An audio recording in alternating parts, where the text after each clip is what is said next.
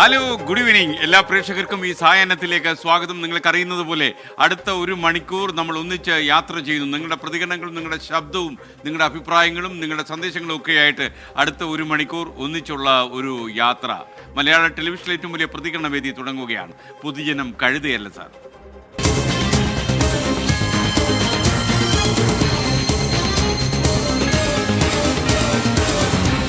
പൊതുജനം കഴുതയല്ല സാർ. പ്രിയപ്പെട്ട പ്രേക്ഷകർക്ക് ഈ പരിപാടിയിലേക്ക് വിളിക്കാനുള്ള നമ്പർ തെളിയുന്നു. സ്ക്രീനിൽ നിങ്ങൾ നോക്കിക്കോളൂ. വാട്സപ്പ് നമ്പറാണ് ആദ്യം. നിങ്ങളുടെ വിളികളും ദൃശ്യങ്ങളും ഒക്കെ അയക്കേണ്ട വാട്സപ്പ് നമ്പർ 6235968937. അതേപോലെ നിങ്ങൾക്ക് എന്നോട് സംസാരിക്കണമെങ്കിൽ വിളിക്കേണ്ട ലാൻഡ് ലൈൻ നമ്പർ 048428300510. നിങ്ങൾക്കറിയുന്നത് പോലെ ഇത് നമ്മുടെ പ്രൊഡക്ഷൻ കൺട്രോൾ റൂമിൻ്റെ നമ്പറാണ്. ആ നമ്പർ വഴി നിങ്ങൾക്ക് എന്നോട് ബന്ധപ്പെടാം. ഇത് കൂടാതെ നിങ്ങൾ യൂട്യൂബിൽ 24 ചാനൽ ലോഗിൻ ചെയ്താൽ കമൻറ്റ് ബോക്സിൽ പോയി നിങ്ങളുടെ അഭിപ്രായങ്ങൾ നിങ്ങൾക്ക് അവിടെ കുറിക്കാം. അപ്പോൾ നിങ്ങളുടെ വിളികളും പ്രതികരണങ്ങളും ഒക്കെ ആയിട്ട് അടുത്ത ഒരു മണിക്കൂർ നമ്മൾ ഒന്നിച്ച് കത്തിക്കയറും. ഓക്കെ, പൊതുജനം കഴുതയല്ല സാർ ആരംഭിക്കുന്നു. ഇന്നത്തെ വാർത്താ മണിക്കൂറിൽ നിങ്ങൾക്കറിയാം ഏറ്റവും പ്രധാനപ്പെട്ട ഒരു വാർത്ത വന്നത് ISRO ചാരക്കേസിൻ്റെ കുറ്റപത്രം CBI സമർപ്പിച്ചു എന്നുള്ളതാണ്. എൻ്റെ ഓർമ്മകൾ കുറച്ച് പിന്നോട്ട് പോവുകയാണ്. ചാരക്കേസ് കേരളത്തിൽ കത്തി നിന്ന ഒരു കാലമുണ്ട്. അതൊരുപാട് മാധ്യമപ്രവർത്തകരുടെ മനസ്സിലുണ്ട്, പൊതുജനങ്ങളുടെയും മനസ്സിലുണ്ട്. പുതിയ തലമുറയിൽ എത്ര ആളുകൾക്ക് ചാരക്കേസിൻ്റെ ആ കാലം ഓർമ്മയുണ്ട് എന്ന് എനിക്കറിയില്ല. ചാരക്കേസ് കത്തി നിന്നപ്പോൾ നമ്പി നാരായണൻ എന്ന ശാസ്ത്രജ്ഞൻ ഉൾപ്പെടെ അതുപോലെ ഇതുമായി ബന്ധപ്പെട്ട പ്രതികളെല്ലാവരും സമൂഹത്തിൽ ടോട്ടലി ഔട്ട്കാസ്റ്റ് ചെയ്യപ്പെട്ടു എന്നതാണ് സത്യം. അവരുടെ വീട്ടിലേക്കുള്ള വൈദ്യുതി വിച്ഛേദിക്കപ്പെട്ടു, അവരുടെ വീട്ടിലേക്ക് പാല് വിതരണം ചെയ്യാൻ തടഞ്ഞു, പത്രങ്ങൾ കൊടുക്കാതെയായി, അവരുടെ കുട്ടികൾക്കൊന്നും പുറത്തിറങ്ങാൻ പറ്റാതെയായി, കടകളിൽ വെച്ച് ആളുകൾ ആക്ഷേപിച്ചു, വഴിയെ നടന്നുപോയാൽ പെൺകുട്ടികളെ പോലും വണ്ടി നിർത്തി ആളുകൾ തെറി പറയുന്ന ഒരു അന്തരീക്ഷം. അങ്ങനെ ISRO ചാരക്കേസിലെ പ്രതികൾ എന്ന് പറഞ്ഞാൽ കേരളത്തിൽ ജീവിക്കാൻ പറ്റാത്ത സാഹചര്യമായി എന്നാണ്. ഡോക്ടർ ശശികുമാർ അദ്ദേഹം ആരോപിക്കപ്പെട്ട മറ്റൊരു പ്രതിയായിരുന്നു. അതുപോലെ നമ്പി നാരായണൻ. ഈ ഡോക്ടർ ശശികുമാറിൻ്റെയും അതുപോലെ ചില IPS ഉദ്യോഗസ്ഥന്മാരുടെയും ഒക്കെ പേരുകൾ വെളിയിൽ വന്നതോടെ അവരുടെ കുട്ടികൾക്ക് പോലും കേരളത്തിൽ ജീവിക്കാൻ പറ്റാത്ത സാഹചര്യമായി പരസ്യമായി അവരെ ആളുകൾ അധിക്ഷേപിച്ചു. അപ്പോൾ ചാരക്കേസ് എന്ന് പറയുന്നത് കെട്ടിച്ചമച്ചതാണെന്നും ഒക്കെ പറയുക അന്ന് വളരെ റിസ്ക് പിടിച്ചൊരു കാര്യമാണ്. അന്ന് ഏഷ്യൻ ന്യൂസുമായി ബന്ധപ്പെട്ടിരുന്ന TN ഗോപകുമാർ അന്ന് കണ്ണാടിയിൽ അദ്ദേഹം ചെയ്ത ഒരു പരിപാടിയായിരുന്നു ആദ്യത്തെ ശബ്ദമായി പുറത്തു വന്നത്. ചാരക്കേസ് കെട്ടുകഥയാണ് എന്ന് പറഞ്ഞു. പിന്നീട് ഞാൻ ഏഷ്യാനെറ്റിൽ ചെയ്ത നമ്മൾ തമ്മിൽ എന്ന പരിപാടിയിൽ ഒരു കുറ്റവിചാരണ ഭ്രാന്തിൻ്റെ ബാക്കി പത്രം എന്ന പേരിൽ ഇത് തീർത്തും കെട്ടിച്ചമച്ച കഥയാണ് എന്ന് കൊണ്ടുവന്നു. അത് തീർച്ചയായിട്ടും കണ്ണാടി അവതരിപ്പിച്ച ഗോപകുമാറും ഞാനും ഏഷ്യാനെറ്റും ഒക്കെ അന്ന് എടുത്ത ഒരു വലിയ റിസ്ക്കാണ്. ആ റിസ്കിന് ഇപ്പോൾ ഒരു യാഥാർത്ഥ്യം വന്നിരിക്കുന്നു. IB ഉൾപ്പെടെയുള്ള ആളുകൾ പീഡിപ്പിച്ച ആ മനുഷ്യനില്ലേ നമ്പി നാരായണൻ, അദ്ദേഹം പറഞ്ഞു സത്യം വെളിച്ചത്ത് വന്നു എന്നു മാത്രമല്ല ഇവരെയൊന്നും ശിക്ഷിക്കണമെന്ന് എനിക്ക് ആഗ്രഹമില്ല, അവസാനത്തെ കോടതി ഈശ്വരനാണ് എന്ന് അദ്ദേഹം പറഞ്ഞു. നമ്പി നാരായണനെ പട്ടിച്ചങ്ങല വെച്ച കൈകൾ കൊണ്ട് ഒരു സിമൻറ്റ് ബെഞ്ചിൽ പൂട്ടിയിട്ട് ഈ പല പോലീസ് ഉദ്യോഗസ്ഥന്മാരും അദ്ദേഹത്തെ മർദ്ദിച്ചു. ഇന്നൊരു ഡോക്ടർ തുറന്നു പറഞ്ഞിരിക്കുകയാണ്, ഇദ്ദേഹം ഇനി നിങ്ങൾ മർദ്ദിച്ചാൽ മരിച്ചു പോകും എന്ന് ഞാൻ ഇവരോട് പറഞ്ഞു. S. വിജയൻ എന്നറിയപ്പെട്ട സ്മാർട്ട് വിജയൻ എന്ന പോലീസ് ഓഫീസർ യഥാർത്ഥത്തിൽ മാലിയിൽ നിന്ന് വന്ന മറിയർ ഋഷിയോടൊക്കെ മോശമായി പെരുമാറിയത് അവസാനം വലിയൊരു ചാരക്കേസ് എന്ന കെട്ടുകഥയിൽ എത്തിച്ചു എന്ന് CBI കുറ്റപത്രത്തിൽ പറയുന്നു. അന്താരാഷ്ട്ര തലത്തിൽ പോലും ചർച്ചയായതായിരുന്നു ISRO ചാരക്കേസ്. രാജ്യത്തിന്റെ ബഹിരാകാശ നീക്കങ്ങൾക്ക് പോലും തിരിച്ചടിയായ സംഭവം. ആ കേസ് ഒരു പോലീസ് ഉദ്യോഗസ്ഥനുണ്ടായ വ്യക്തിവിരോധം മൂലമാണെന്നുള്ള ഞെട്ടിപ്പിക്കുന്ന വിവരമാണ് CBI കുറ്റപത്രത്തിലുള്ളത്. മുൻ DGP സിബി മാത്യൂസ് അടക്കം 5 പേർ പ്രതികളായ ISRO ചാരക്കേസ് ഗൂഢാലോചനയുടെ കുറ്റപത്രമാണ് പുറത്തുവന്നത്. ചാരക്കേസ് കെട്ടിച്ചമച്ചതെന്നാണ് CBIയുടെ കണ്ടെത്തൽ. തിരുവനന്തപുരത്തെ ഹോട്ടൽ റെയ്ഡിനിടെയാണ് CI ആയിരുന്ന S. വിജയൻ മറിയം റഷീദെ കാണുന്നത്. ഹോട്ടൽ മുറിയിൽ വെച്ച് S. വിജയൻ മറിയം റഷീദെ കടന്നുപിടിച്ചു. മറിയം റഷീദ എതിർത്തു. ഈ വിരോധത്തിലാണ് വിസ കാലാവധി കഴിഞ്ഞിട്ടും രാജ്യത്ത് തങ്ങിയെന്നാരോപിച്ച് മാലി വനിതയായ മറിയം റഷീദെ പോലീസ് അറസ്റ്റ് ചെയ്തത്. പിന്നീട് കസ്റ്റഡിയിൽ ചോദിച്ചെങ്കിലും കോടതി അനുവദിച്ചില്ല.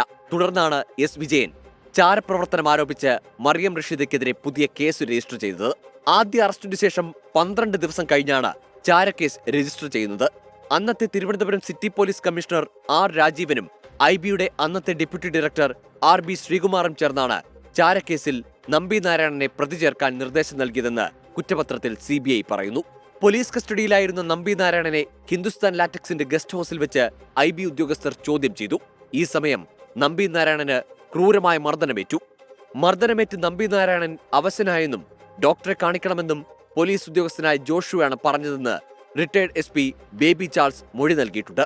താൻ പരിശോധിക്കുമ്പോൾ മർദ്ദനമേറ്റ് നമ്പി നാരായണൻ മൃതപ്രായനായിരുന്നുവെന്ന് പരിശോധിച്ച ഡോക്ടർ സുകുമാരന്റെ മൊഴി. ഇനി മർദ്ദിച്ചാൽ നമ്പി നാരായണൻ മരിച്ചുപോകുമെന്ന് താൻ പോലീസിനോട് പറഞ്ഞതായും ഡോക്ടർ മൊഴി നൽകിയിട്ടുണ്ട്. അന്നത്തെ അന്വേഷണത്തിൽ ചാരപ്രവർത്തനത്തിന് തെളിവ് കണ്ടെത്തിയിട്ടില്ലെന്നാണ് IB അസിസ്റ്റന്റ് ഡയറക്ടറായിരുന്ന വിനോദ് കുമാറിന്റെ മൊഴി. ചാരക്കേസുമായി ബന്ധപ്പെട്ട് വാർത്തകൾ ചോർത്തി നൽകിയത് S വിജയനാണെന്ന മുതിർന്ന മാധ്യമപ്രവർത്തകരുടെ മൊഴിയും കുറ്റപത്രത്തിലുണ്ട്. അതേസമയം കുറ്റപത്രത്തിലെ വിവരങ്ങളെക്കുറിച്ച് നമ്പി നാരായണന്റെ പ്രതികരണം ഇങ്ങനെ: ഇത് ഒരു ടിപ്പിക്കൽ കേസാണ്. അതായത് ഒരു പോലീസ് അട്രാസിറ്റീസ് എഗൻസ്റ്റ് എൻ ഇൻഡിവിജ്വൽ വരികയാണെങ്കിൽ അതിന് റിയാക്ട് ചെയ്യാനായിട്ട് പലരും മടുക്കുകയോ അല്ലെങ്കിൽ അതുവരെ ചെയ്തിട്ടില്ല. ഞാനത് ചെയ്തിട്ടുണ്ട്. അത് സുപ്രീം കോടതിയിലെ ഒരു ജഡ്ജ്മെന്റ് തന്നെ വന്നിട്ടുണ്ട്. ആ ജഡ്ജ്മെന്റിനകത്ത് ക്ലിയർ ആയിട്ട് പറയുന്നുണ്ട് എന്തൊക്കെയാണ് ഇതൊക്കെ ചെയ്യാവുന്നുള്ളത്. They have use special powers അതൊക്കെ. അപ്പൊ അങ്ങനെ വന്നതിന് ശേഷം എന്റെ ജോലി കഴിഞ്ഞെന്ന് ഞാൻ പറയാൻ കാരണം ആ ജഡ്ജ്മെന്റിനോട് കൂടെ എന്റെ ജോലി കഴിഞ്ഞു. ഇനി ഇവർക്ക് പനിഷ്മെന്റ് കിട്ടിയാലും കിട്ടിയില്ലെങ്കിലും ആസ് എൻ ഇൻഡിവിജ്വൽ നമ്പിനാരായണൻ എന്നുള്ള ഒരു വ്യക്തിക്ക് ഇതിനകത്ത് യാതൊരു പ്രശ്നവുമില്ല. എനിക്ക് സത്യം പറഞ്ഞാൽ അവർ ആൾറെഡി പനിഷ്ഡാണ്. ഗൂഢാലോചന, തെളിവ് നശിപ്പിക്കൽ, സ്ത്രീത്വത്തെ അപമാനിക്കൽ, ക്രൂരമായ ദേഹോപദ്രവം ഏൽപ്പിക്കൽ അടക്കമുള്ള കുറ്റമാണ് ഗൂഢാലോചന കേസിൽ CBI ചുമത്തിയിരിക്കുന്നത്. നമ്പി നാരായണൻ എന്ന ശാസ്ത്രജ്ഞന്റെ ജീവിതം, അതിലെല്ലാം അപ്പുറം രാജ്യത്തിന്റെ ചില സ്വപ്നങ്ങൾ. ISRO ചാരക്കേസിന്റെ ഗൂഢാലോചനാ വിവരങ്ങൾ പുറത്തു വരുമ്പോൾ സ്വാഭാവികമായും അത് ദേശീയ ശ്രദ്ധയാകർഷിക്കും. CBI കോടതി ഇനി എന്ത് നിലപാടെടുക്കുമെന്നുള്ളതും ശ്രദ്ധേയം. ഷഫീദ് റാവുത്തർ, 24 തിരുവനന്തപുരം. ഒരുപാട് വാർത്തകളും കെട്ടുകഥകളും ഇതിൻ്റെ പേരിൽ വന്നു. ISRO ചാരക്കേസ് എന്ന് പറയുമ്പോൾ ISRO ഇന്ന് ലോകത്തെ 4ാമത്തെ ശക്തിയാണ് എന്ന് വേണമെങ്കിൽ നമുക്ക് പറയാം. ശാസ്ത്രരംഗത്ത് ഇന്ത്യ ബഹുദൂരം മുന്നിൽ പോയി. ഇതിനൊക്കെ അടിത്തറ പാകിയ ചുരുക്കം ശാസ്ത്രജ്ഞന്മാരിൽ ഒരാളായിരുന്നു നമ്പി നാരായണൻ. ഡോക്ടർ അബ്ദുൽ കലാം അദ്ദേഹം രാഷ്ട്രപതി മന്ദിരത്തിലേക്ക് കടന്നുപോയതിനു ശേഷം അദ്ദേഹത്തോട് തിരുവനന്തപുരത്ത് വെച്ച് പത്രക്കാർ ചോദിച്ചു, നമ്പി നാരായണൻ ചാരക്കേസ് നടത്തി കാണുമോ, അദ്ദേഹം ശാസ്ത്ര രഹസ്യങ്ങൾ മറ്റുള്ള രാജ്യങ്ങളിൽ ചോർത്തി കൊടുത്ത് കാണുമോ എന്ന് ചോദിച്ചപ്പോൾ നമ്പി അതൊന്നും ചെയ്യില്ല എന്നാണ് ഡോക്ടർ APJ അബ്ദുൽ കലാം അന്ന് പറഞ്ഞത്. അന്ന് അദ്ദേഹത്തോടൊപ്പം APJ പോലെ ഒരുപാട് ശാസ്ത്രജ്ഞന്മാർ തുമ്പ റോക്കറ്റ് വിക്ഷേപണ കേന്ദ്രത്തിലുണ്ടായിരുന്നു. ആ ശാസ്ത്രജ്ഞന്മാരിൽ പല ആളുകളും പിന്നീട് സംശയിച്ചു നമ്പി നാരായണൻ ചാരക്കേസിലെ പ്രതിയാണോ എന്ന്. ഇന്നും ചില ആളുകളൊക്കെ സംശയിക്കുന്നുണ്ട്. കെട്ടുകഥ വന്ന് ഒരു കുടുംബത്തെ മുഴുവൻ തകർത്ത് തരിപ്പണമാക്കി കളഞ്ഞ കഥയാണത്. രമൺ ശ്രീവാസ്തവയുടെ മകൾക്ക് തിരുവനന്തപുരത്ത് സ്റ്റാച്യൂവിലുള്ള ഒരു ചെരുപ്പ് കടയിൽ കയറിയപ്പോൾ ഒരു ഓട്ടോറിക്ഷക്കാരൻ നിർത്തി ആ കുട്ടിയെ വിളിച്ചിറക്കി ചീത്ത പറഞ്ഞു. എത്ര ആളുകളാണെന്നറിയാമോ ഇതിൽ രക്തസാക്ഷികളായത്. ശരിക്കും പറഞ്ഞു കഴിഞ്ഞാൽ ഈ പ്രതികൾ ഇപ്പോൾ ചെയ്യേണ്ടത് നമ്പി നാരായണൻ്റെ ആ വിശാലമായ മനസ്സുണ്ടല്ലോ, ഇവർ ശിക്ഷ അനുഭവിച്ച് കഴിഞ്ഞു എന്ന് പറയുന്ന ആ മാനസികാവസ്ഥ, അദ്ദേഹത്തോട് നേരിട്ട് പോയി കാലി പിടിച്ച് മാപ്പ് പറയേണ്ടതാണ്. അത്ര കൂടുതലാണ് ഈ നമ്പി എന്ന് പറയുന്ന വലിയ ശാസ്ത്രജ്ഞനോട് ഈ സമൂഹം ചെയ്തു വെച്ചത്. ഒരു സാധാരണ പോലീസ് ഉദ്യോഗസ്ഥൻ ഹിന്ദുസ്ഥാൻ ലാറ്റക്സിൻ്റെ ഗസ്റ്റ് ഹൗസിൽ വെച്ച് അദ്ദേഹത്തിനെ തല്ലി പഴിപ്പിച്ച് ഒരു മനുഷ്യനോട് ചെയ്യാൻ കഴിയാവുന്നതിൽ വലിയ അപരാധം നമ്മുടെ പോലീസും മറ്റുള്ള അന്വേഷണ ഏജൻസികളും അദ്ദേഹത്തോട് ചെയ്തു. IB ഒന്നും ചെയ്യില്ല എന്ന് പറയുന്ന ഒരു അന്വേഷണ ഏജൻസിയാണ്. IB പോലും കുറ്റാരോപിതരാണ് എന്നുള്ളതാണ് ഏറ്റവും പ്രധാനപ്പെട്ട കാര്യം. എന്തായാലും ഈ കേസിൻ്റെ പശ്ചാത്തലം ഇതായിരുന്നു. ഹോട്ടലിൽ വെച്ച മറിയം റഷീദ് എന്ന മാലി വനിതയെ കയറി പിടിക്കാൻ S വിജയൻ ശ്രമിച്ചു. അവരെ എതിർത്തു. അതോടെ അവരുടെ പേരിൽ കള്ളക്കേസ് ഉണ്ടാക്കി. കൂടുതൽ ദിവസം അവർ കാലാവധി അവസാനിച്ചതിന് ശേഷവും കൂടുതൽ ദിവസം ഇന്ത്യയിൽ നിന്നു എന്ന രീതിയിൽ അവരുടെ പേരിൽ കേസുണ്ടാക്കി. അത് കോടതിയിൽ നിൽക്കാതെ വന്നപ്പോൾ അവർ ചാരപ്രവർത്തനം നടത്താനാണ് കേരളത്തിൽ വന്നത് എന്ന രീതിയിൽ കേസ് കെട്ടിച്ചമച്ചു. അതിൽ പല ആളുകളും മൂക്കുകുത്തി വീണു. പല സീനിയർ പോലീസ് ഉദ്യോഗസ്ഥന്മാരും ഈ കഥകളൊക്കെ ശരിയാണെന്ന് വിശ്വസിച്ച നടപടികളുമായി മുന്നോട്ട് പോയി. അവസാനം ISROയിലെ ഏറ്റവും വിദഗ്ധരും ലോകം ശ്രദ്ധിച്ച ശാസ്ത്രജ്ഞന്മാരും ഒക്കെ അടങ്ങിയ നമ്പി നാരായണൻ ഉൾപ്പെടെയുള്ള ആളുകൾ ഇരുമ്പഴിക്കുള്ളിലായി എന്ന് മാത്രവുമല്ല ഒരുപാട് പോലീസ് പീഡനങ്ങൾ അനുഭവിക്കുകയും ചെയ്തു. ഷഫീദ് റാവുത്തർ കൂടുതൽ വിശദാംശങ്ങളുമായി തിരുവനന്തപുരത്തും തത്സമയം ചേരുന്നു. ഷഫീദ് ഓർക്കുമ്പോൾ നമുക്ക് വല്ലാത്ത മാനസിക വിഷമമുണ്ട്. നമ്പി നാരായണനെ എപ്പോഴും കാണുമ്പോൾ എൻ്റെ തല അറിയാതെ കുനിഞ്ഞു പോകും. ഈ മനുഷ്യനോടാണല്ലോ നമ്മളിതൊക്കെ ചെയ്തു കൂട്ടിയത് എന്ന്. സൂചിപ്പിച്ചതുപോലെ തന്നെ പക്ഷേ രാജ്യത്ത് വലിയ തരത്തിലുള്ള സംഭാവനകൾ നൽകേണ്ട ഒരു ശാസ്ത്രജ്ഞൻ, ആ ശാസ്ത്രജ്ഞന്റെ ജീവിതം, കുടുംബം അത് അപ്പാടെ തകർത്ത് കളഞ്ഞൊരു സംഭവം എന്നതിനപ്പുറത്തേക്ക് രാജ്യത്തിന് തന്നെ അപമാനം തോന്നുന്ന ഒരു സംഭവമായി ISRO ചാരക്കേസ് മാറിയത് കണ്ണീരോടുകൂടി നമ്പി നാരായണൻ പറയുന്നതൊക്കെ നമ്മൾ കേട്ടതാണ്. മാത്രമല്ല നമ്പി നാരായണന്റെ ഭാര്യയെ ഈ ISRO ചാരക്കേസിന്റെ പശ്ചാത്തലത്തിൽ കിഴക്കേക്കോട്ടയിലെ ഒരു സ്ഥലത്ത് നിന്നും ഓട്ടോറിക്ഷയിൽ നിന്നും ഇറക്കിവിട്ട വിവരമടക്കം വേദനയോടെ നമ്പി നാരായണൻ പലയിടത്തും പങ്കുവച്ചിട്ടുണ്ട്. അങ്ങനെ പലതരത്തിലുള്ള സംഭവങ്ങൾ ഇതുമായി ഉണ്ടായിട്ടുണ്ട്. എസ് ഇപ്പോൾ ഈ CBI കുറ്റപത്രമുണ്ടല്ലോ, ആ CBI കുറ്റപത്രത്തിൽ എടുത്തു പറയുന്ന ചില കാര്യങ്ങളുണ്ട്. അതായത് രാജ്യത്തിന്റെ ബഹിരാകാശ നീക്കങ്ങൾക്ക് പോലും വലിയ തരത്തിൽ പിടിച്ചുലച്ച ഒരു സംഭവം, അതൊരു പോലീസ് ഉദ്യോഗസ്ഥന്റെ ഒരു സ്ത്രീയുമായി ബന്ധപ്പെട്ട തർക്കമാണ് എന്നുള്ളത് സ്വാഭാവികമായും അത് വലിയ തരത്തിൽ വിവാദമായ അല്ലെങ്കിൽ വിവാദമാകുമെന്നുള്ള കാര്യത്തിൽ തർക്കമില്ല. CBI അടിവരയിട്ട് പറയുന്നുണ്ട് ISRO ചാരക്കേസ് ഗൂഢാലോചനയാണ്. അത് എസ് വിജയന് മറിയം റഷീദയോട് തോന്നിയ ഒരു വിരോധത്തിന്റെ ബാക്കിപത്രമാണ്. അത് തെളിയിക്കാൻ അദ്ദേഹം ഒരു മിഷണറിയെ ഒന്നാകെ ഉപയോഗിച്ചു എന്നുള്ള കാര്യം കൂടി CBI കുറ്റപത്രത്തിൽ അക്കമിട്ട് നിരത്തുന്നു. മുൻ SP എസ് വിജയൻ, മുൻ DGP സിബി മാത്യൂസ്, മുൻ DGP RB ശ്രീകുമാർ, മുൻ CI KK ജോഷ, മുൻ IB ഉദ്യോഗസ്ഥൻ ജയപ്രകാശ് എന്നിവർക്കെതിരെയായിരുന്നു CBI കുറ്റപത്രം. അതിൽ ഉൾപ്പെടുത്തിയിരിക്കുന്ന വകുപ്പുകൾ ഗൂഢാലോചന, സ്ത്രീകളോട് മോശമായി പെരുമാറുക, തടഞ്ഞുവെക്കുക, ക്രൂരമായി മർദ്ദിക്കുക തുടങ്ങിയ വകുപ്പുകളാണ്. പക്ഷേ ഈ വകുപ്പുകൾക്കൊക്കെ അപ്പുറത്തേക്ക് ഗൗരവമുള്ള മറ്റു ചില വകുപ്പുകൾ കൂടി ഇതുമായി ബന്ധപ്പെട്ട് ചേർക്കണമെന്ന് നേരത്തെ തന്നെ നമ്പി നാരായണൻ കോടതിയിൽ ആദ്യഘട്ടത്തിൽ പറഞ്ഞതാണ്. ഇന്ന് മാധ്യമങ്ങളെ കണ്ടപ്പോൾ നമ്പി നാരായണൻ എടുത്തു പറഞ്ഞൊരു കാര്യമുണ്ട്. ഏതാണ്ട് 30 വർഷത്തിലധികം കാലം താൻ തന്റെ ജീവിതം ഇതിനുവേണ്ടി കളഞ്ഞു. താൻ ആകെ പ്രതീക്ഷിച്ചിരുന്നത് അല്ലെങ്കിൽ തന്റെ ജോലി എന്ന് പറയുന്നത് താൻ ഈ സംഭവത്തിൽ നിരപരാധിയാണെന്ന് തെളിയിക്കുകയായിരുന്നു. അത് തെളിഞ്ഞു. അതോടുകൂടി തന്റെ ജോലി കഴിഞ്ഞു. താൻ ഈ പ്രതികൾ തന്നോട് വന്ന് മാപ്പ് പോലും പറയണ്ട, പകരം തെറ്റ് സംഭവിച്ചു എന്ന് സമ്മതിച്ചാൽ മതിയെന്നായിരുന്നു നമ്പി നാരായണന്റെ പ്രതികരണം. ഏതായാലും എസ് വിജയൻ അടക്കമുള്ള ആളുകൾക്കെതിരെ കോടതി നടപടി തുടരും. ഗൗരവമായ വിഷയമായി കോടതി ഇതിനെ പരിഗണിക്കും. CBI ഇതിൽ കൂട്ടിച്ചേർത്തിരിക്കുന്ന മറ്റു ചില കണ്ടെത്തലുകൾ കൂടിയുണ്ട്. കാരണം മറിയം റഷീദയെ അറസ്റ്റ് ചെയ്തതിന്റെ തൊട്ടടുത്ത ദിവസം മുതൽ മാധ്യമങ്ങൾക്ക് വാർത്ത ചോർത്തി നൽകിയത് എസ് വിജയനാണ്. അത് തെളിയിക്കുന്ന ചില മാധ്യമപ്രവർത്തകരുടെ മൊഴിയടക്കമുള്ള കാര്യങ്ങൾ അത് ഇതുമായി ബന്ധപ്പെട്ട് ലഭിച്ചിട്ടുണ്ടെന്ന് പറയുന്നു. അതുമാത്രമല്ല ഹിന്ദുസ്ഥാൻ ലാറ്റക്സിന്റെ ഗസ്റ്റ് ഹൌസിൽ വെച്ച് നമ്പി നാരായണനെ ക്രൂരമായി മർദ്ദിച്ചതിന്റെ മൊഴികൾ, അതിനുശേഷം ഒരു പോലീസ് ഉദ്യോഗസ്ഥൻ മറ്റൊരു പോലീസ് ഉദ്യോഗസ്ഥനോട് പോയി പറയുന്നു അദ്ദേഹം ക്രൂരമായി മർദ്ദനമേറ്റു, അവശനായി അദ്ദേഹത്തെ ആശുപത്രിയിൽ എത്തിക്കണമെന്ന്. ശേഷം ഒരു ഡോക്ടർ, ഇതടക്കമുള്ള ഗുരുതരമായിട്ടുള്ള കണ്ടെത്തലുകൾ CBI കുറ്റപത്രത്തിലുണ്ട്. ഓക്കെ, ഷെഫീദ് റാവുത്തറാണ് ട്രിവാൻഡ്രത്ത് നിന്ന് തത്സമയം ചേർന്നത്. ഒരു കാര്യം സമ്മതിച്ചേ പറ്റൂ, ഇതിൽ ചില മാധ്യമപ്രവർത്തകർ ഉൾപ്പെട്ടു എന്നതാണ് നേരെ. കാര്യം എസ് വിജയനെ പോലെയുള്ള അന്വേഷണ ഉദ്യോഗസ്ഥന്മാർ പറഞ്ഞതൊക്കെ അപ്പാടെ വിശ്വസിച്ച് ഒരുപാട് കെട്ടുകഥകളും അർത്ഥസത്യങ്ങളും ചില പത്രപ്രവർത്തകർ അന്ന് എഴുതി പിടിപ്പിച്ചിരുന്നു. ഇപ്പോൾ അവർക്കൊക്കെ വല്ലാത്ത കുറ്റബോധമുണ്ടെന്നാണ് ഞാൻ മനസ്സിലാക്കുന്നത്. നമ്പി നാരായണൻ്റെ കുടുംബത്തോട് നമ്മൾ കാണിച്ചത് പത്രങ്ങളിലൂടെ എഴുതിവിട്ടത് കാരണം ആ കുടുംബം തെരുവാധാരമായി എന്ന് വേണമെങ്കിൽ പറയാം. അദ്ദേഹത്തിൻ്റെ ഭാര്യ അന്ന് രോഗിണിയായതാണ്. അടുത്ത കാലത്താണ് നമ്പിയുടെ ഭാര്യ മരിച്ചത്. ഒരുപക്ഷെ നമ്പി നാരായണൻ എന്ന് പറയുന്ന വലിയ ശാസ്ത്രജ്ഞൻ, ലോകത്തിൻ്റെ നെറുകയിലേക്ക് ഇന്ത്യയെ കൊണ്ടുപോകാൻ ശ്രമിച്ച ചുരുക്കം ശാസ്ത്രജ്ഞന്മാരിൽ ഒരാളായ നമ്പി നാരായണൻ തൻ്റെ ജീവിതകാലത്ത് അനുഭവിക്കേണ്ടി വന്ന വിഷമതകൾക്ക്, വൈഷമ്യങ്ങൾക്ക്, ദുരിതങ്ങൾക്ക് അറുതിയില്ല എന്നതാണ് യാഥാർത്ഥ്യം. ISRO കുതിച്ചു പൊങ്ങുകയാണ്. ലോകത്ത് 4ാം സ്ഥാനത്തേക്ക് നമ്മുടെ ശാസ്ത്രലോകം വളർന്നു പൊങ്ങുമ്പോൾ ഈ താഴെ നമ്പി നാരായണൻ എന്നൊരു മനുഷ്യനോട് സമൂഹം കാണിച്ച നന്ദികേട് അത് എൽക്കാലത്തും ചരിത്രത്തിലെ കറുത്ത ഏടായി നിലനിൽക്കുക തന്നെ ചെയ്യും. ഇനി നമുക്ക് മറ്റൊരു വാർത്തയിലേക്ക്. നമുക്ക് ഏറ്റവും സന്തോഷം പകരുന്ന ഒരു കാര്യം, അതായത് കേരളത്തിൻ്റെ വികസന മുഖം നാളെ അനാവരണം ചെയ്യപ്പെടുന്നു. വിഴിഞ്ഞം ഇൻ്റർനാഷണൽ പോർട്ടിൽ മദർഷിപ്പ് തീരത്തണയാൻ പോവുകയാണ്. നാളെ രാവിലെ 9 മണിക്കാണ് സ്വാൻ ഫെർണാണ്ടോ എന്ന കപ്പൽ വിഴിഞ്ഞം തുറമുഖത്ത് എത്തിച്ചേരുക. പദ്ധതി പ്രദേശം സന്ദർശിച്ചു ഇന്ന് തുറമുഖ വകുപ്പ് മന്ത്രി VN വാസവൻ. ഞങ്ങളുടെ പ്രതിനിധി ഷെഫീദ് റാവുത്തർ അദ്ദേഹത്തോടൊപ്പം ചേർന്ന് തയ്യാറാക്കിയ ഒരു റിപ്പോർട്ടിലേക്കാണ് നമ്മൾ ഇനി കടക്കുന്നത്. വിഴിഞ്ഞം മലയാളികളുടെ പതിറ്റാണ്ടുകളായിട്ടുള്ള കാത്തിരിപ്പ്, ലോകത്തിന് മുൻപിൽ വിഴിഞ്ഞം തുറമുഖത്തിന്റെ കവാടം തുറക്കപ്പെടുകയാണ്. ഇപ്പോൾ മന്ത്രി VN വാസവൻ നാളെ ട്രയൽ റണ്ണിനുള്ള എല്ലാ ഒരുക്കങ്ങളും വിലയിരുത്തുന്നു. മിനിസ്റ്റർ, ഇതിപ്പം ലോക ഭൂപടത്തിൽ നമ്മൾ കേരളത്തെ മാർക്ക് ചെയ്യുകയാണ്. എല്ലാ ഒരുക്കങ്ങളും പൂർത്തിയായി, സംശയമൊന്നുമില്ല. നിങ്ങൾ സൂചിപ്പിച്ചതുപോലെ ലോകം ഉറ്റുനോക്കുന്ന ഒരു ചരിത്ര നിമിഷത്തിലേക്ക് വിഴിഞ്ഞം അടുക്കുകയാണ്. അതിൻ്റെ അവസാന ഘട്ടത്തിൽ നമ്മുടെ നിർമ്മാണ പ്രവർത്തനങ്ങളും ട്രയൽ റണ്ണിലേക്ക് വരുമ്പോൾ ഒരുക്കിയെടുക്കേണ്ട പശ്ചാത്തല സൗകര്യങ്ങൾ എത്രത്തോളം ആയി എന്ന് പരിശോധിക്കാനാണ് ഞങ്ങളിവിടെ എത്തിച്ചേർന്നത്. ഇപ്പോൾ ഓട്ടോമാറ്റിക് സംവിധാനങ്ങളാണ് ഇവിടെ ട്രെയിനുമായി ബന്ധപ്പെട്ടുള്ളത്. സാൻ ഫെർണാണ്ടോ എന്ന് പറയുന്ന കൂറ്റൻ കപ്പൽ 350 മീറ്റർ നീളവും 50 മീറ്റർ വീതിയുമുള്ള ആ ഷിപ്പിൽ ഏതാണ്ട് 9,000-ഓളം കണ്ടെയ്നർ എത്തിച്ചേരും. അതിൽ 1,900 കണ്ടെയ്നർ ഇവിടെ ആദ്യഘട്ടത്തിൽ ഇറക്കുക.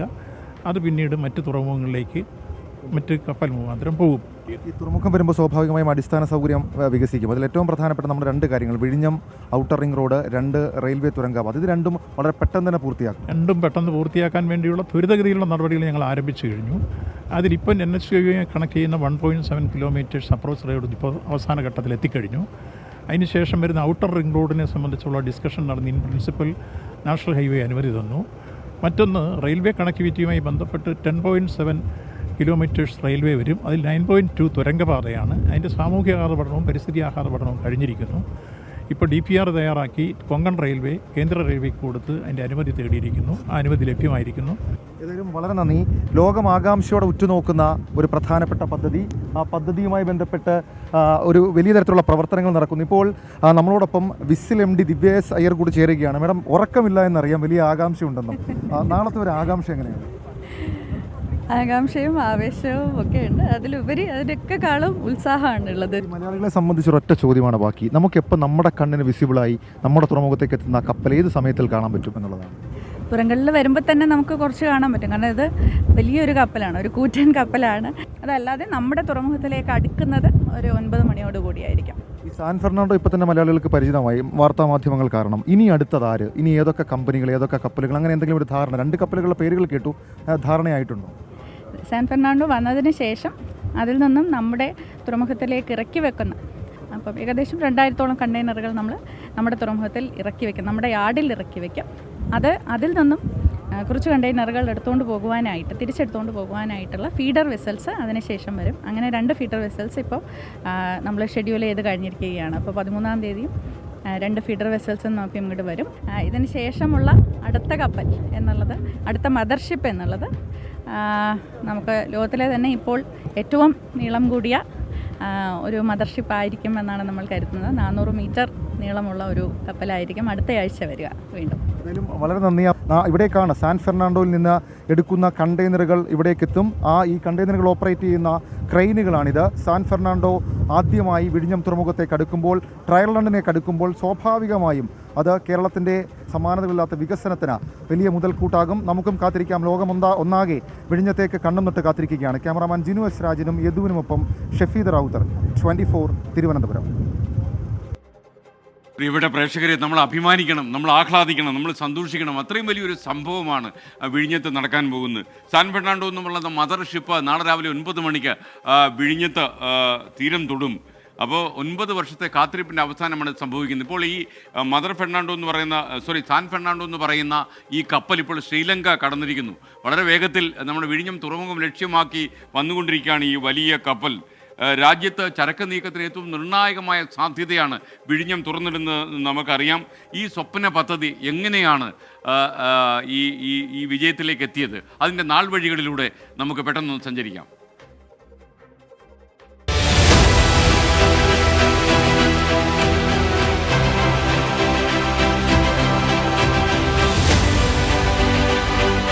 വിഴിഞ്ഞം തുറമുഖ പദ്ധതി പെട്ടെന്നൊരു ദിവസമുണ്ടായ ആശയമല്ല.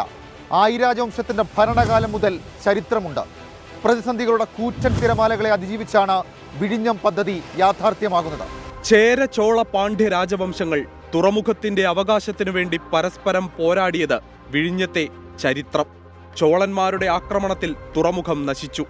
കാലങ്ങൾക്കിപ്പുറം പുതിയൊരു തുറമുഖം എന്ന ആശയം 1940-ൽ ആലോചനയിലുണ്ടായി. തിരുവിതാംകൂർ ദിവാനായ രാമസ്വാമി അയ്യർ അന്ന് മുൻകൈയെടുത്തെങ്കിലും ജനാധിപത്യ ഭരണം വന്നപ്പോൾ വിഴിഞ്ഞം തഴയപ്പെട്ടു. 2000 ആണ്ടിലാണ് വിഴിഞ്ഞം പദ്ധതിക്ക് കൂടുതൽ ശബ്ദം ലഭിക്കുന്നത്. പദ്ധതി നടപ്പിലാക്കാൻ രാഷ്ട്രീയ തീരുമാനമുണ്ടാവുകയും ടെൻഡർ ക്ഷണിക്കുകയും ചെയ്തു. പൊതു സ്വകാര്യ പങ്കാളിത്ത മാതൃക എന്ന സമീപനം ആദ്യഘട്ടത്തിൽ പരാജയപ്പെട്ടു. 2009-2010 വർഷം പഠന പരമ്പരകൾ നടന്നു. 2013-ൽ കേന്ദ്ര സർക്കാരിന്റെ പാരിസ്ഥിതിക അനുമതി ലഭിച്ചു. 2015-ൽ UDF സർക്കാരിന്റെ കാലത്ത് കരാർ അദാനിക്ക് നൽകി. 2015 ഡിസംബറിൽ നിർമ്മാണം തുടങ്ങി. 1000 ദിനങ്ങൾ കൊണ്ട് ആദ്യത്തെ കപ്പൽ വിഴിഞ്ഞത്തെത്തുമെന്നായിരുന്നു അന്നത്തെ പ്രഖ്യാപനം. 2000, 2009, 2013, 2015 വിഴിഞ്ഞം പദ്ധതിയിലേക്കുള്ള പ്രധാന ചുവടുവയ്പ്പുകൾ നടന്ന വർഷങ്ങളാണിത്. അങ്ങനെ 2015-ൽ കേരളത്തിൻ്റെ സ്വപ്ന പദ്ധതിക്ക് തുടക്കം കുറിക്കുന്നു. 1000 ദിനത്തിൽ ആദ്യ കപ്പലെത്തുമെന്ന പ്രഖ്യാപനം. നിർമ്മാണ പ്രവർത്തനങ്ങൾ നടക്കുന്നതിനിടെ 2017 ഓഖി ചുഴലിക്കാറ്റ് സകലതും തകർത്തു. തുറമുഖ നിർമ്മാണത്തിന്റെ ഭാഗമായി നിർമ്മിച്ച ബ്രേക്ക് വാട്ടറിന് കേടുപാടുണ്ടായി. പുലിമുട്ടുകളും കല്ലുകളും കടലെടുത്തതോടെ നിർമ്മാണം ഇഴഞ്ഞു.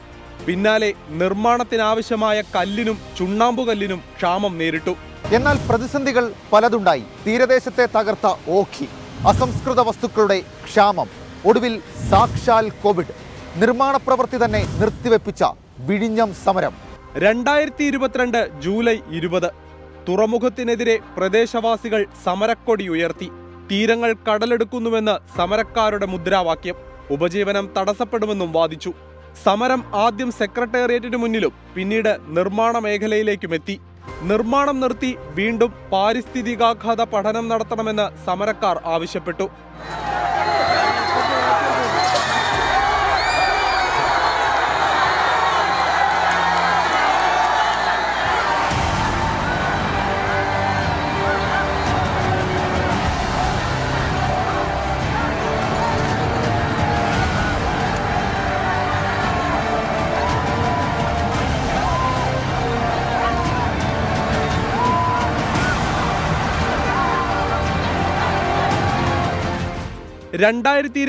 നവംബർ 27 രാത്രിയിൽ പ്രതിഷേധക്കാർ വിഴിഞ്ഞം പോലീസ് സ്റ്റേഷൻ വളഞ്ഞു. സ്റ്റേഷനും പോലീസ് വാഹനങ്ങളും അടിച്ചു തകർത്തു. ഉദ്യോഗസ്ഥരെ ആക്രമിച്ചു. ഡ്യൂട്ടിയിലുണ്ടായിരുന്ന 30-ലധികം പോലീസുകാർക്ക് പരുക്കേറ്റു. 2022 ഡിസംബർ 6 പ്രതിഷേധക്കാരും സർക്കാരും തമ്മിൽ ചർച്ച. ഒടുവിൽ സർക്കാർ ഉറപ്പിൽ സമരം പിൻവലിച്ചു. 2023 ഒക്ടോബറിൽ തുറമുഖത്തിനാവശ്യമായ ക്രെയിനുമായി ഷെൻഹുവ 15 വിഴിഞ്ഞത്ത് നങ്കൂരമിട്ടു. ഷെൻഹുവ 15 ഈ തുറമുഖത്തേക്ക് അടുത്തതായിരുന്നു വിഴിഞ്ഞം പദ്ധതിയിലേക്കുള്ള ആദ്യ പ്രതീക്ഷ. സാൻ ഫെർണാണ്ടോ കുറച്ച് മണിക്കൂറുകൾക്കുള്ളിൽ ഈ തുറമുഖത്തേക്ക് അടുക്കും. ലോകത്തെ ഏറ്റവും വലിയ മദർഷിപ്പായ MSC ഐറണിക്കും വിഴിഞ്ഞത്തേക്ക് സ്വാഗതം. അങ്ങനെ സകല പ്രതിസന്ധികളെയും അതിജീവിച്ച് വിഴിഞ്ഞം തുറമുഖം ലോകത്തിനു മുൻപിൽ വാതിൽ തുറന്നിടുന്നു. ക്യാമറമാൻ അഭിലാഷ് തൊഴുവങ്കോടിനും വിഷ്ണുവിനുമൊപ്പം ഷഫീദ് റാവുത്തർ, 24 തിരുവനന്തപുരം. നമ്മളെ ആവേശഭരിതരാക്കുന്ന കാഴ്ചയ്ക്ക് വേണ്ടി നമ്മൾ കാത്തിരിക്കുന്നു. നാളെ രാവിലെ 9 മണിക്കാണ് മദർഷിപ്പ് ഔദ്യോഗികമായി വിഴിഞ്ഞം തീരത്തണയുന്നത്. ഇപ്പോൾ ശ്രീലങ്ക കടന്നു എന്നാണ് നമുക്ക് കിട്ടുന്ന അറിവ്. പ്രേക്ഷകർക്ക് സ്വാഗതം. നിങ്ങൾക്കറിയുന്നത് പോലെ സംസ്ഥാനത്ത് നിന്ന് പനി പടരുകയായിരുന്നു. 13,600 പേർ ഇന്ന് സർക്കാർ ആശുപത്രികളിൽ ചികിത്സ തേടി. H1N1 രോഗികൾ ചികിത്സ തേടിയിട്ടുണ്ട്. അതുപോലെ ഡെങ്കുപ്പനി അതും വ്യാപിക്കുകയാണ്. ഇന്ന് അതുപോലെ തൃശ്ശൂരിൽ അമീബിക് മസ്തിഷ്ക ജ്വരം ബാധിച്ച് ഒരാൾ കൊച്ചിയിലെ അമൃത ആശുപത്രിയിൽ ഇപ്പോൾ ചികിത്സയിലുണ്ട്. ഒരു പാടൂർ സ്വദേശിയായ ഒരു 7ാം ക്ലാസ്സുകാരനാണ് ഈ അമീബിക് മസ്തിഷ്ക ജ്വരം ബാധിച്ചത്. അതുപോലെ ഏറ്റവും നമ്മളെ ആശങ്കപ്പെടുന്ന മറ്റൊരു കാര്യം, തിരുവനന്തപുരത്ത് ഒരാൾക്ക് കൂടി കോളറ രോഗം പിടിപെട്ടു. അതുപോലെ 3 പേരിന്ന് പനി ബാധിച്ചു മരിച്ചു എന്ന വാർത്തയും വരുന്നുണ്ട്. അപ്പോൾ ശരിക്കും ഇന്നലത്തേക്കാളും പനിബാധിതർ ഇന്ന് കൂടുതലാണ്. സ്വകാര്യ ആശുപത്രികളിൽ എത്ര പനിബാധിതർ എത്തി എന്നുള്ളതിന് കണക്കുകൾ ലഭിച്ചിട്ടില്ല. കൂടുതൽ വിശദാംശങ്ങളുമായി തിരുവനന്തപുരത്ത് നിന്ന് അലക്സ് റാമോ ചേരുന്നു. അലക്സ്, കൂടുതൽ വിവരങ്ങൾ എന്തൊക്കെയാണ്? SKN സംസ്ഥാനത്തെ പ്രതിദിന പനി ബാധിതരുടെ എണ്ണത്തിന്റെ ശരാശരി 13,000-ന് മുകളിലാണ് എന്നുള്ളതാണ് ഏറ്റവും ആശങ്കപ്പെടുത്തുന്ന കാര്യം. സംസ്ഥാനത്തെ സർക്കാർ ആശുപത്രികളിൽ പനി ബാധിച്ച് ചികിത്സയിൽ എത്തുന്നവരുടെ എണ്ണം 13,000-ന് മുകളിലാണ്. ഇന്നലത്തെയും ഇന്നത്തെയും കണക്കുകളാണ് ആരോഗ്യവകുപ്പ് ഇപ്പോൾ പ്രസിദ്ധീകരിച്ചിരിക്കുന്നത്. ഇതിലേറ്റവും പ്രധാനം, ഇന്ന് 13,600 പേർക്കാണ് ഇന്ന് പനി ബാധിച്ച സംസ്ഥാനത്തെ സർക്കാർ ആശുപത്രികളിൽ ചികിത്സ തേടിയത്. 2 ദിവസത്തെ കണക്ക് ഏതാണ്ട് 27,000-ന് മുകളിൽ വരും. ഇന്നത്തെയും ഇന്നത്തെയും കണക്ക് 27,000-ന് മുകളിൽ വരും എന്നുള്ളതാണ് ആശങ്കപ്പെടുത്തുന്നത്. മലപ്പുറത്താണ് ഇന്ന് പനിബാധിതർ കൂടുതൽ. മലപ്പുറത്ത് 2,537 പേർ ഇന്ന് പനിക്ക് ചികിത്സ തേടിയതായി ആരോഗ്യവകുപ്പ് വ്യക്തമാക്കുന്നുണ്ട്. തിരുവനന്തപുരം, എറണാകുളം, തൃശ്ശൂർ, പാലക്കാട്, കോഴിക്കോട് ജില്ലകളിൽ 1000-ന് മുകളിലാണ് ഇന്നത്തെ പനിബാധിതർ. ഇന്ന് ആശുപത്രികളിലേക്ക് എത്തിയ പനിബാധിതർ. 164 പേർക്കാണ് സംസ്ഥാനത്ത് ഇന്ന് ഡെങ്കിപ്പനി സ്ഥിരീകരിച്ചത്. 470 പേർക്ക് ഡെങ്കിപ്പനി രോഗലക്ഷണങ്ങളും കാണിക്കുന്നുണ്ട്. ഡെങ്കിപ്പനി ബാധിതർ ഇന്ന് കൂടുതൽ കൊല്ലത്താണ്. 52 പേർക്കാണ് ഡെങ്കിപ്പനി ഇന്ന് കൊല്ലത്ത് സ്ഥിരീകരിച്ചത്. 45 പേർക്ക് H1N1-ഉം 24 പേർക്ക് മഞ്ഞപ്പിത്തവും സ്ഥിരീകരിച്ചതായി ആരോഗ്യവകുപ്പ് വ്യക്തമാക്കുന്നുണ്ട്. SKN 3 മരണങ്ങൾ, അതായത് ഇന്നലെയും കഴിഞ്ഞ ദിവസങ്ങളിലുമായി ഉണ്ടായ 3 മരണങ്ങൾ, അതിൽ 2 പനി മൂലമെന്നും ഡെങ്കിപ്പനിയും അതുപോലെ H1N1 മൂലമെന്നും ഇന്ന് ആരോഗ്യവകുപ്പ് സ്ഥിരീകരിക്കുന്നുണ്ട്. അതുപോലെ കഴിഞ്ഞ ദിവസം ഉണ്ടായ വയറിളക്ക രോഗത്തെ തുടർന്ന് ഒരാൾ മരിച്ചതും ആരോഗ്യവകുപ്പ് ഇന്നത്തെ ഈ പട്ടികയിൽ ഉൾപ്പെടുത്തിയിട്ടുണ്ടെന്നുള്ളതാണ് പ്രധാനം. ഇന്നലെ 13,756 പേരാണ് ഇന്നലത്തെ രോഗബാധിതർ. ഇന്നലെ തന്നെ 6 മരണങ്ങളാണ് ഇന്നലെ സ്ഥിരീകരിച്ചത്. അതിൽ 2 പേർ ഇന്നലെ മരിച്ചതാണ്. എലിപ്പനി മൂലമാണ് ഇന്നലെ 2 മരണം ഉണ്ടായത്. കഴിഞ്ഞ ദിവസങ്ങളുണ്ടായ 4 മരണങ്ങൾ കൂടി ഇന്നലെ പനി മൂലമെന്ന് സ്ഥിരീകരിക്കുകയായിരുന്നു. ഡെങ്കി, മഞ്ഞപ്പിത്തം, H1N1 എന്നിവ മൂലമാണ് മറ്റ് മരണങ്ങളുണ്ടായത്. SK ഇന്നലെ ഡെങ്കി ബാധിതർ 225 പേരാണ്. അതിൽ എറണാകുളത്താണ് ഡെങ്കി ബാധിതർ ഇന്നലെ കൂടുതലുണ്ടായത്, 82 പേർക്ക്. 20 പേർക്ക് എലിപ്പനിയും അതുപോലെ 38 പേർക്ക് മഞ്ഞപ്പിത്തവും 37 പേർക്ക് H1N1 ഇന്നലെ സ്ഥിരീകരിച്ചിട്ടുണ്ട്. പ്രധാനപ്പെട്ട കാര്യം തിരുവനന്തപുരത്തെ സംബന്ധിച്ചുള്ള ഒന്നാണ്. തിരുവനന്തപുരത്ത് ഒരാൾക്ക് കൂടി കോളറ സ്ഥിരീകരിച്ചിരിക്കുന്നു. ഈ നെയ്യാറ്റിൻകരയിലെ സ്വകാര്യ ഭിന്നശേഷി പുനരധിവാസ കേന്ദ്രത്തിലെ അന്തേവാസി, അദ്ദേഹം 25 വയസ്സുകാരനാണ്, മെഡിക്കൽ കോളേജിൽ ചികിത്സയിലാണ്. ഇതോടെ തിരുവനന്തപുരത്ത് കോളറ സ്ഥിരീകരിച്ചവരുടെ എണ്ണം 2 ആയിട്ടുണ്ട്. ഒന്ന് കുട്ടിയാണ്, 10 വയസ്സുള്ള കുട്ടി SAT ആശുപത്രിയിൽ ഇപ്പോൾ ചികിത്സയിലാണ്. മെഡിക്കൽ കോളേജിൽ ഏതാണ്ട് 14 പേരും, SAT ആശുപത്രിയിൽ 2 പേരും, ഐരാണിമുട്ടത്തെ ഐസൊലേഷൻ വാർഡിൽ 6 പേരും ഇപ്പോൾ കോളറ രോഗലക്ഷണങ്ങളെ തുടർന്ന് ചികിത്സയിലുമുണ്ട്. SK. ഓക്കെ താങ്ക് യു അലക്സറാം മുഹമ്മദ്. ഇനിയിപ്പോൾ ഒരു സുഹൃത്ത്, ഒരു സന്തോഷ് പരാതി പറയാനായിട്ട് വിളിച്ചിട്ടുണ്ട്. അദ്ദേഹം തിരുവനന്തപുരത്ത് ജനറൽ ആശുപത്രിയിലെ ഒരു കാര്യമാണ് അദ്ദേഹം പറയാൻ ഉദ്ദേശിക്കുന്നത്. സന്തോഷ്, നമസ്കാരം. സന്തോഷ്, എന്താ പറയാനുള്ളത്? സാറേ നമസ്കാരം. ഞാൻ പറഞ്ഞോളൂ സന്തോഷ്, ഞാൻ കേൾക്കുന്നുണ്ട്. അപ്പോൾ ഞാൻ വിളിച്ചത് നമ്മുടെ ഹെൽത്ത് വഴി നമ്മൾ ഓൺലൈൻ ടിക്കറ്റ്, നമ്മൾ OP ടിക്കറ്റ് എടുത്താലും അത് നമുക്ക് ഉപയോഗപ്രദമാവുന്നില്ല. കാരണം ഈ OP ടിക്കറ്റ് എടുത്തിട്ട് നമ്മളിപ്പോൾ റിപ്പോർട്ടിംഗ് സമയത്ത് ഹോസ്പിറ്റലിൽ ചെന്നാൽ തന്നെ നമ്മൾ അതിനു വേണ്ടി ഒരു ക്യൂ വീണ്ടും നിൽക്കേണ്ടി വരുന്നൊരവസ്ഥയുണ്ട്. നമുക്ക് ഒരിക്കലും ഒരു തരത്തിൽ ഈ ഒരു ഓൺലൈൻ ഒരു പ്രഹസനമായിട്ടാണ് എനിക്ക് അനുഭവപ്പെട്ടിട്ടുള്ളത്. കാരണം ഞങ്ങൾ OP ടിക്കറ്റ് എടുക്കുമ്പോൾ 9:30 റിപ്പോർട്ടിംഗ് ടൈം നമ്മുടെ OP ടിക്കറ്റിൽ കാണിക്കും. നമ്മൾ 9:30 ചെന്നാൽ തന്നെ നമുക്ക് പിന്നെ ഒരു നീണ്ട ക്യൂ, പക്ഷെ അവിടെ ഓൺലൈനിലുള്ള ക്യൂ എന്ന് എഴുതി വെച്ചിട്ടുണ്ട്. പക്ഷെ അതിൽ മറ്റുള്ള പൊതുജനങ്ങൾ എല്ലാവരും കയറി നിൽക്കുന്നു അല്ലേ? അപ്പൊ താങ്കൾ തന്നെ നിർദ്ദേശിക്കുന്ന ഒരു പരിഹാരം എന്താണ് സന്തോഷ്? അതിന് സാർ ഒരു സെക്യൂരിറ്റി സംവിധാനമെങ്കിലും നിർത്തിയിട്ട് ഓൺലൈൻകാർക്ക് വേണ്ടി മാത്രമായിട്ട് ഒരു ക്യൂ എങ്കിലും നിജപ്പെടുത്തണം. ഇപ്പം അങ്ങനെയാണെങ്കിൽ 10-20 പേര്. സംഭവം മനസ്സിലായി സന്തോഷ്. തീർച്ചയായിട്ടും നമ്മൾ ഈ കാര്യം അവരുടെ ശ്രദ്ധയിൽ കൊണ്ടുവരാം. താങ്ക് യു, വിളിച്ചതിന് വളരെ നന്ദി. എന്തായാലും തിരുവനന്തപുരം ജനറൽ ആശുപത്രിയിലെ കാര്യമാണ് ഇദ്ദേഹം സന്തോഷ് പറഞ്ഞത്. ഓൺലൈനിൽ ബുക്ക് ചെയ്യുന്ന ആളുകൾക്ക് ഉള്ള ക്യൂവിൽ എല്ലാവരും കയറി നിൽക്കുന്നു എന്നാണ് പറഞ്ഞത്. എന്തായാലും മെഡിക്കൽ സൂപ്രണ്ട് ഈ കാര്യം ശ്രദ്ധിച്ച ഒരു നടപടി ഉണ്ടാകണം എന്ന് ഞങ്ങൾ റിക്വസ്റ്റ് ചെയ്യുന്നു. ഇനി ഒരു നാടിനെ മുഴുവൻ കഷ്ടത്തിലാക്കുന്ന ഒരു പന്നി ഫാമിനെ കുറിച്ചാണ് എനിക്ക് പറയാനുള്ളത്. ഇടുക്കി വാഴത്തോ പഞ്ചായത്തിലെ കൊക്കര കുളത്ത് അനധികൃതമായി പ്രവർത്തിക്കുന്ന ഒരു പന്നി ഫാമുണ്ട്. ഒരു ലൈസൻസും ഇല്ലെന്നാണ് പറയുന്നത്. നാട്ടുകാർക്ക് വളരെ ബുദ്ധിമുട്ടുണ്ടാക്കുന്ന ഫാമാണിത്. കഴിഞ്ഞ കുറച്ച് ദിവസമായി വാഴത്തോപ്പ് പഞ്ചായത്തിലെ 1-ാം വാർഡിൽപ്പെട്ട കുറച്ച് വീട്ടുകാർ ഇതുപോലെ സമരത്തിലാണ്. അനധികൃതമായി പ്രവർത്തിക്കുന്ന, ജനങ്ങൾക്ക് ബുദ്ധിമുട്ടുണ്ടാക്കുന്ന ഒരു പന്നി ഫാം പൂട്ടണമെന്നാണ് ഈ ആളുകളുടെ ആവശ്യം.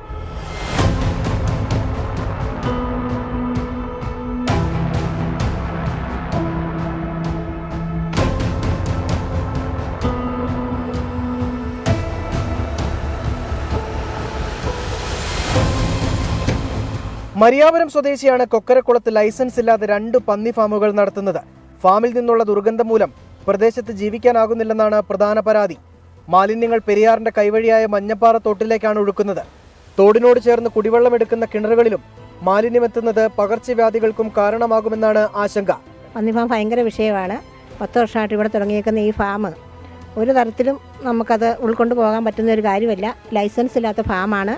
പക്ഷേ ഈ പുള്ളി ശരിക്കും ജനങ്ങളെ നിരപരാധികരും ഇത് ശിക്ഷിക്കണം എന്നുള്ള ഉത്തരവാദിത്വത്തോടു കൂടി തന്നെ ഇതിന് ജനങ്ങൾക്ക് ഒരു രീതിയിലുള്ള അംഗീകാരവും തരാതെ ഞാൻ ഇങ്ങനെ തന്നെ ചെയ്യുള്ളൂ എന്നുള്ള ഒറ്റ രീതിക്ക് പോകണതായിട്ടാണ് ഞങ്ങൾക്ക് തോന്നുന്നത്. ഫാമുകൾക്കെതിരെ വർഷങ്ങളായി നാട്ടുകാർ പരാതി നൽകുന്നുണ്ടെങ്കിലും അധികൃതർ നടപടിയെടുക്കുന്നില്ല. ലൈസൻസ് ഇല്ലാതെയാണ് 100 കണക്കിന് പന്നികളെ ഇവിടെ വളർത്തുന്നതെന്ന് ഉടമകൾ തന്നെ സമ്മതിക്കുന്നുണ്ട്. ഇവരെനിക്ക് പരാതി തന്നത് നമ്മുടെ പന്നി ഫാമിൻ്റെ തൊട്ട് താഴെ ഒരു 3-4 കുളങ്ങൾ വേസ്റ്റ് കുഴിയായിട്ട് കുത്തിയിട്ടിരിക്കുകയാണ്. അപ്പോൾ ഞാൻ നേരിട്ട് കാണുവാനിടയായി ആ കുഴിയിൽ പുഴുവും കൊതുകും മാത്രമേ ഉള്ളൂ. അതുപോലെ ഭയങ്കര ഒരു 3-4 അടി താഴ്ചയിലൊരു കിണർ. ഇത് രാത്രി കാലങ്ങളിൽ ഇവർ ഈ വേസ്റ്റ് വെള്ളം നമ്മുടെ തോട്ടിലേക്ക് ഒഴുക്കി വിടുകയാണ്. വർഷങ്ങളായി ഇവിടെ പരിസ്ഥിതി മലിനീകരണം തുടരുകയാണ്. എന്നിട്ടും ഉടമയുടെ പണവും സ്വാധീനവുമാണ് പഞ്ചായത്തും ആരോഗ്യവകുപ്പും നടപടിയെടുക്കാത്തതിന് കാരണമെന്നാണ് നാട്ടുകാർ ആരോപിക്കുന്നത്. രാഹുൽ വിജയൻ, 24 ഇടുക്കി. പൊതുജനം കഴുതയല്ല സാർ. വാഴത്തോപ്പിൽ അനധികൃതമായി പ്രവർത്തിക്കുന്ന ഈ പന്നി ഫാം എത്രയും പെട്ടെന്ന് അടച്ചുപൂട്ടണമെന്നാണ് പ്രദേശവാസികൾ നമ്മോട് പറയുന്നത്. അവരുടെ നിശിതമായ പ്രതികരണങ്ങളിലേക്ക് നമ്മൾ കടക്കുന്നു. ശുദ്ധവായു കിട്ടുന്നില്ല, ശുദ്ധജലം കിട്ടുന്നില്ല, രോഗങ്ങൾ കൂടുന്നു. ഇപ്പം ഞങ്ങളുടെ പ്രശ്നം അതാണ്. മെമ്പർ വരും എന്നുള്ളതല്ലാതെ അവിടുത്തെ അധികാരികളാരും ഇത് ഇവിടെ ഇങ്ങനെ ഒരു സമരം തുടങ്ങിയിട്ടുണ്ട്, ഇതെന്താ നിങ്ങൾ ചെയ്യണമെന്നൊന്നു പോലെ അന്വേഷിക്കാൻ പറ്റുന്നുണ്ട്. ഒരാഹാരം കഴിക്കാൻ വരെ പറ്റുന്നില്ല.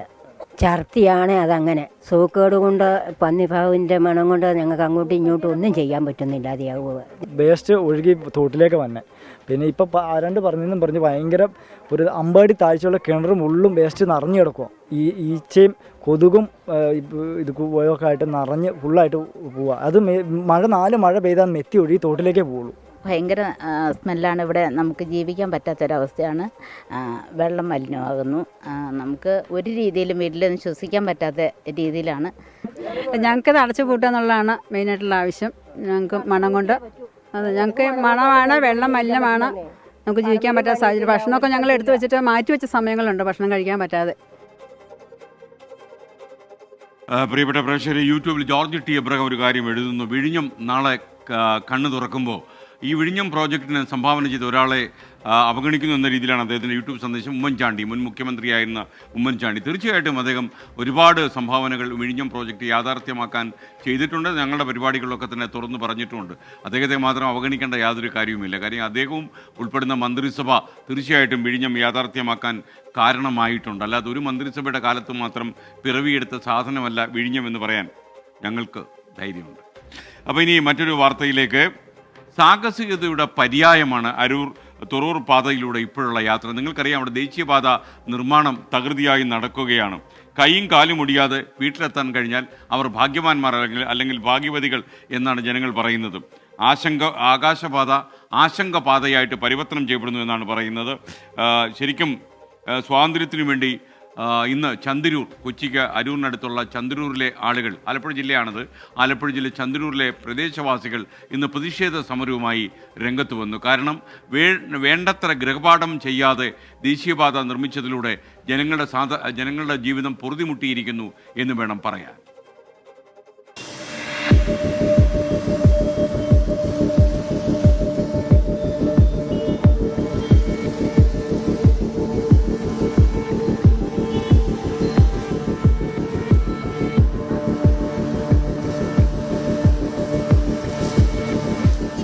വെള്ളക്കെട്ട്, പൊടിശല്യം, ചെളി. വാഹനത്തിൽ മാത്രമല്ല, നടന്നു പോകാൻ പോലും പറ്റാത്ത ദുരിതം. പരാതി പറഞ്ഞു മടുത്തു. ഒടുവിൽ പ്രതിഷേധവുമായി ജനങ്ങൾ തെരുവിലേക്ക്.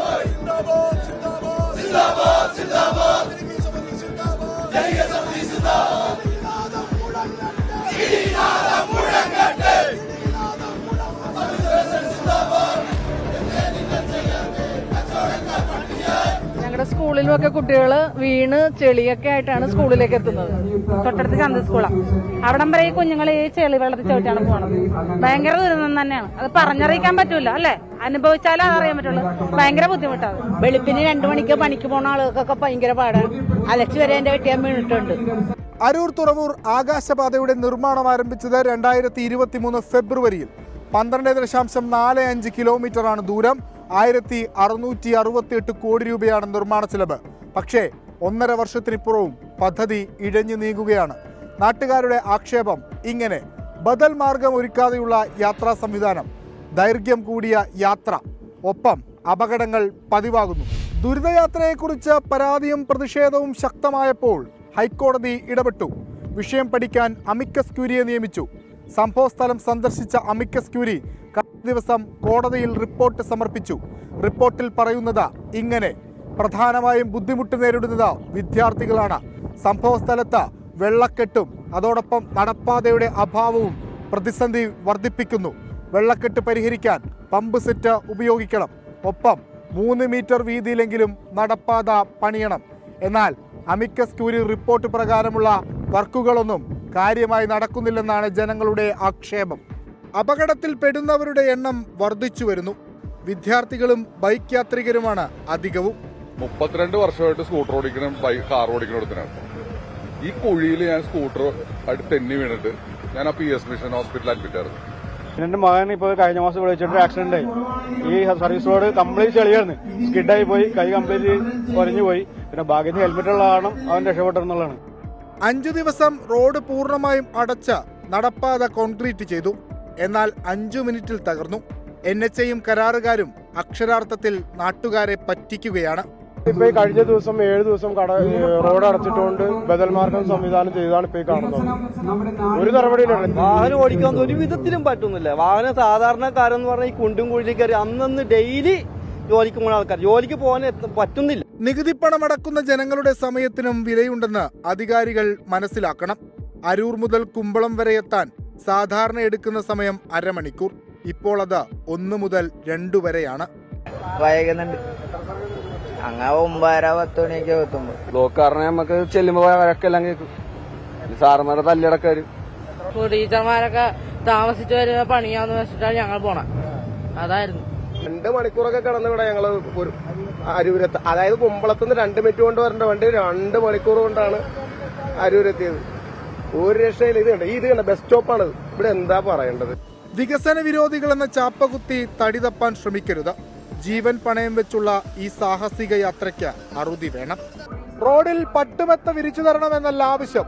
കുണ്ടിലും കുഴിയിലും വീഴാതെ ജീവനോടെ തിരികെ വീട്ടിലെത്താൻ വേണ്ടിയാണ് ഈ സമരം. അധികാരികൾ ഇത് കണ്ടില്ലെന്നടിക്കുന്നത് ജനാധിപത്യ വിരുദ്ധമാണ്, ജനവിരുദ്ധമാണ്. ചന്ദ്രൂരിൽ നിന്ന് റിജോക്കൊപ്പം വിഷ്ണു സുരേഷ്, 24. പൊതുജനം കഴുതയല്ല സാർ. ആലപ്പുഴ വഴിയുള്ള നാഷണൽ ഹൈവേ നിർമ്മാണം വളരെ ത്വരിതഗതിയിൽ നടക്കുന്നു. അതങ്ങനെ തന്നെ നടക്കുകയും വേണം. പക്ഷേ ചന്ദരൂർകാരുടെ അല്ലെങ്കിൽ അതേപോലുള്ള പ്രദേശവാസികളുടെ ദുരിതത്തിന് ഒരു അവസാനം കാണണ്ടേ? ഇതൊക്കെ മുന്നേ തിരിച്ചറിയേണ്ട കാര്യമായിരുന്നു. കാരണം ഈ നാഷണൽ ഹൈവേ അതോറിറ്റിക്ക് വേണ്ടി ദേശീയപാത നിർമ്മിക്കുന്ന ഈ കോൺട്രാക്ടർമാർക്ക് ഇത് നല്ല പരിചയമുണ്ട്. അവർ ഒരുപാട് പാതകൾ ഇതേപോലെ നിർമ്മിച്ചവരാണ്. എന്നിട്ടും എന്തേ ഇവിടെ ഈ ആകാശപാത പോകുമ്പോൾ അതൊരാശങ്കയുടെ പാതയായി? ഓർമ്മിക്കേണ്ട കാര്യമാണ്. കാര്യം ജനങ്ങളുടെ ജീവിതത്തിന് കീറാമുട്ടിയായി കഴിഞ്ഞാൽ അവർ പ്രതികരിക്കുകയും ചെയ്യും. ഇന്നത്തെ പ്രതിഷേധം അതിൻ്റെ ക്ലാസിക്കൽ ഉദാഹരണമായിരുന്നു. ഇതിനൊരു പരിഹാരം എത്രയും പെട്ടെന്ന് കാണും എന്നാണ് നമ്മുടെ പ്രതീക്ഷ. രഘുനന്ദൻ പറയുന്നു, ഹോട്ടലുകളിൽ ഇപ്പോൾ കുടിക്കാൻ വെച്ചിരിക്കുന്ന ചൂടുവെള്ളത്തിൽ തണുത്ത വെള്ളം മിക്സ് ചെയ്തിട്ടുണ്ടോ എന്ന് നിങ്ങൾ നോക്കണം. അതെങ്ങനെ അറിയാൻ പറ്റും?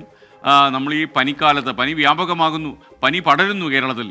ഒരു പനിക്കേരളമായി മാറുന്ന സമയത്ത് വെള്ളം തിളപ്പിച്ച് തന്നെ ആളുകൾ കുടിക്കണം. പ്രേക്ഷകർക്ക് വീണ്ടും സ്വാഗതം. പ്രതികരണ വേദി തുടരുകയാണ്. പൊതുജനം കഴുതയല്ല സാർ. പരിഹാരവും നടപടിയൊന്നുമില്ലാത്ത ഒരുപാട് കാര്യങ്ങൾ ഓരോ ദിവസവും നമ്മുടെ മുന്നിൽ വരാറുണ്ട്. പക്ഷേ പെട്ടെന്നൊരു ദിവസം എടുത്തെറിഞ്ഞതുപോലെ അതിനൊരു പരിഹാരം ഉണ്ടാകുക. അപ്പം നമ്മൾ അറിയാതെ പറഞ്ഞു പോവും, അമ്പടി മനമേ.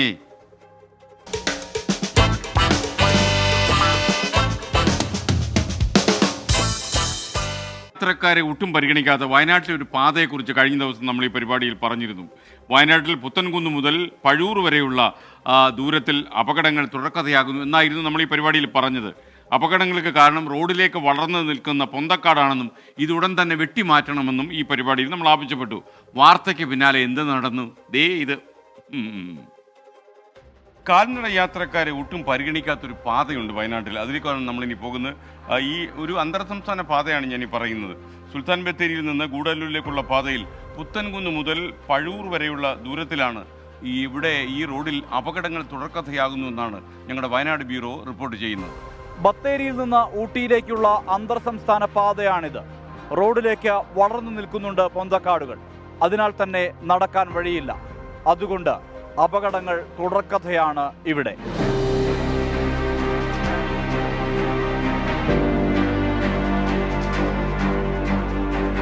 കൺമുന്നിലാണ് അപകടം. കൺമുന്നിൽ എത്രയോ അപകടങ്ങൾ മുന്നിൽ സംഘടിപ്പിക്കും. ഈ കഴിഞ്ഞ ദിവസം കൂടെ ഞങ്ങൾ ഈ പോലീസുകാരെല്ലാം കൂടി ഈ കഴിഞ്ഞ ദിവസം കൂടെ അവിടെ വന്ന് ഇവിടെ വന്ന് വീടുകളിലെല്ലാം വന്ന് അന്വേഷിച്ചുകൊണ്ടിരിക്കുകയാണ്. ഇതായിരുന്നു ആ വാർത്ത. ഇപ്പോൾ ഈ വിധമാണ് പഴൂരിനും പുത്തൻകുന്നിനും ഇടയിലുള്ള കാഴ്ച.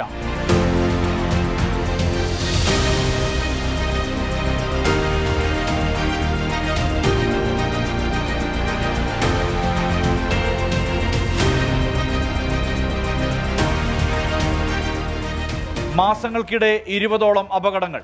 ഇതിൽ 2 മരണങ്ങൾ.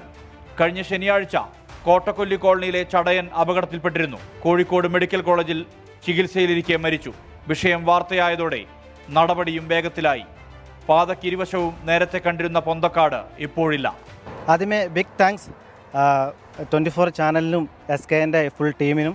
കാരണം നിങ്ങൾ കൃത്യമായ ഒരു ഇടപെടൽ നടത്തിയതുകൊണ്ട് ഞങ്ങൾക്കൊരു റിസൾട്ട് കിട്ടിയിരിക്കുകയാണ്. പക്ഷേ ഞങ്ങൾക്ക് ഇതിന് ഇപ്പോൾ കാട് വെട്ടി കിട്ടി ഇത്രയും ദൂരം. ഇപ്പോൾ തന്നെ നമുക്ക് കണ്ടാൽ മനസ്സിലാവും വയനാട്ടിലെ തന്നെ ഏറ്റവും മികച്ച റോഡുകളിൽ നല്ലൊരു റോഡാണിത്. റോഡിന് ഇരുവശവും നടപ്പാതയ്ക്ക് സൗകര്യമൊരുക്കണമെന്ന് നാട്ടുകാർ. അപ്പോൾ ഇനി ഞങ്ങൾക്ക് വേണ്ടതെന്ന് പറയുന്നത് ഒരു ശാശ്വതമായ പരിഹാരമാണ് ഇതിന് വേണ്ടത്. അത് ഒന്നൊരു ഫുട്പാത്ത് എന്നുള്ളത് അത് അന്ന് തന്നെ ഞങ്ങൾ പറഞ്ഞിരുന്ന ഒരു കാര്യമായിരുന്നു. ഞങ്ങൾക്കൊരു ഫുട്പാത്ത് ഇവിടെ വേണമെന്നുള്ളൊരു കാര്യം ശാശ്വതമായിട്ട് ഒരു ആവശ്യമാണ് ഞങ്ങളുടെ. അതും കൂടെ ഞങ്ങൾ അത് ചെയ്തു തരേണ്ടതാണ്. നിങ്ങൾ അധികാരികൾ പരിഗണിച്ച് ഞങ്ങൾക്ക് വേണ്ടി അത് ചെയ്തു തരണം എന്നുള്ളൊരു ആഗ്രഹമുണ്ട്. റോഡിലേക്ക് വളരുന്ന കാട് വെട്ടാൻ സ്ഥിരം സംവിധാനം വേണമെന്നും ആവശ്യം ഉയരുന്നുണ്ട്.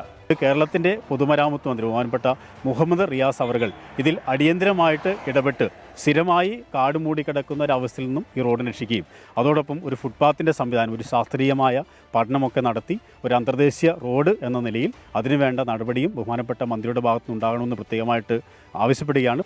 അന്തർ സംസ്ഥാന പാത ആയതിനാൽ അമിത വേഗതയിൽ സഞ്ചരിക്കുന്ന വാഹനങ്ങളാണ് കാൽനട യാത്രക്കാരെ ഇടിച്ചു തെറിപ്പിക്കുന്നത്.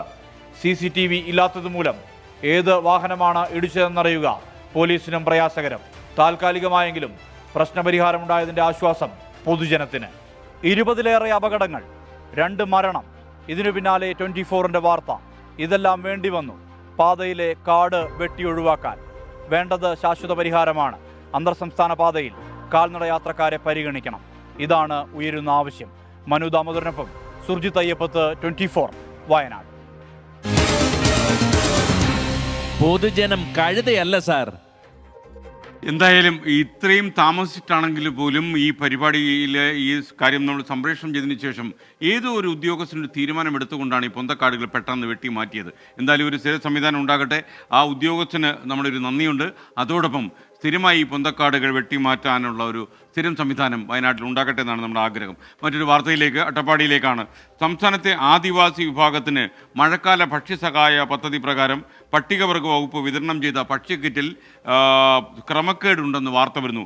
13 ഇനത്തിൻ്റെ ഭക്ഷ്യക്കിറ്റിൽ വിതരണം ചെയ്തത് 2018 ഭക്ഷ്യവകുപ്പ് നിരോധിച്ച കേര സുഗന്ധി എന്ന പേരിലുള്ള ഒരു വെളിച്ചെണ്ണ. ഈ വെളിച്ചെണ്ണ ഉപയോഗിച്ച് ഭക്ഷണം പാകം ചെയ്ത് കഴിച്ചവർക്ക് പിന്നീട് ഭക്ഷ്യവിഷബാധയേറ്റു എന്ന് പരാതി വന്നിരുന്നു. വെളിച്ചെണ്ണയ്ക്ക് ഗുണനിലവാരമില്ലെന്ന പരാതി വരുന്നതോടെ ആരോഗ്യവകുപ്പ് സാമ്പിൾ പരിശോധനയ്ക്ക് അയച്ചിരിക്കുകയാണ് ഇപ്പോൾ ഈ കേര സുഗന്ധി. പട്ടികവർഗ വകുപ്പ് ജില്ലയിലെ ആദിവാസി വിഭാഗത്തിൽപ്പെട്ട അതിദരിദ്രർക്കായാണ് കിറ്റ് വിതരണം നടത്തിയത്. പദ്ധതിയുടെ ഭാഗമായി 9200 കിറ്റുകൾ ഇടുക്കി ജില്ലയിലെത്തിച്ചു. എന്നാൽ ഈ കിറ്റുകളിൽ ഭൂരിഭാഗവും ഉൾപ്പെട്ടിരുന്നത് 2018 ഭക്ഷ്യവകുപ്പ് നിരോധിച്ച കേരസുഗന്ധി എന്ന ബ്രാൻഡിൽപ്പെട്ട എണ്ണയായിരുന്നു.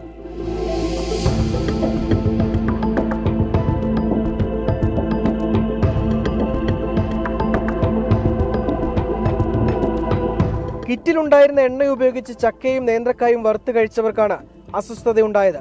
ഇവർ വിവിധ ആശുപത്രികളിൽ ചികിത്സ തേടി.